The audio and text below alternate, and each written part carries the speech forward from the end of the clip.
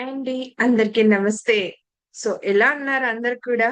And అలాగే మన ఈ శ్రీ శక్తి పిరమిడ్ మెడిటేషన్ ఛానెల్‌ని ఆదరిస్తున్న వారందరికీ కూడా నా కృతజ్ఞతలు, ధన్యవాదాలు. సో, ఇవాల్టి ఈ టాపిక్ లోకి వెళ్ళబోయే ముందుగా మనందరి గురువు గారైన బ్రహ్మర్షి పితామహ పత్రిజికిను, పత్రి మేడం గారికి నా ఆత్మపూర్వక ధ్యానాభివందనాలు తెలియజేసుకుంటూ, అలాగే మరి వీక్షిస్తున్న వారందరికీ కూడా ఈ వీడియోని ఎవరైతే వీక్షించబోతున్నారో వారందరికీ కూడా నా ఆత్మ ప్రణామాలండి.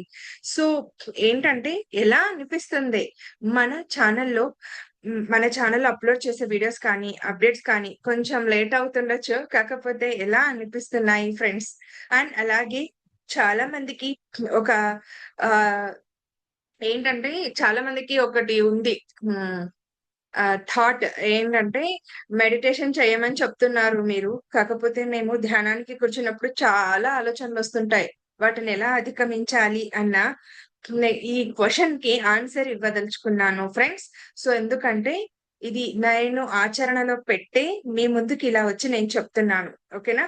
మరొక వీడియోతో ఈ దానికి సంబంధించిన టిప్ ఏదైతే ఉందో అంటే ఎలా ఆలోచనలని అధిగమించాలి, ఎందుకొస్తున్నాయి ఈ ఆలోచనలు, ఈ విషయాలన్నింటిని కూడా మీకు మరొక వీడియోలో తెలియచేస్తాను. సో, అంతవరకు కూడా ఈ శ్రీశక్తి పిరమిడ్ మెడిటేషన్ ఛానెల్‌ని అందరూ కూడా ఆదరిస్తూ ఉండండి.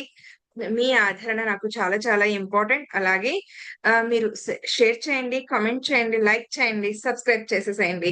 అలాగే అందరికీ కూడా ఇది షేర్ చేస్తే అందరికీ జ్ఞానాన్ని అందించిన వాళ్ళవుతారు. అలాగే ఇలా పక్కనున్న బెల్ ఐకాన్‌ని ప్రెస్ చేస్తే గనక ఇలాంటి విజ్ఞానవంతమైన నోటిఫికేషన్స్‌తో మీ ముందు ఇక ముందు ఇంకా ఉంటాను.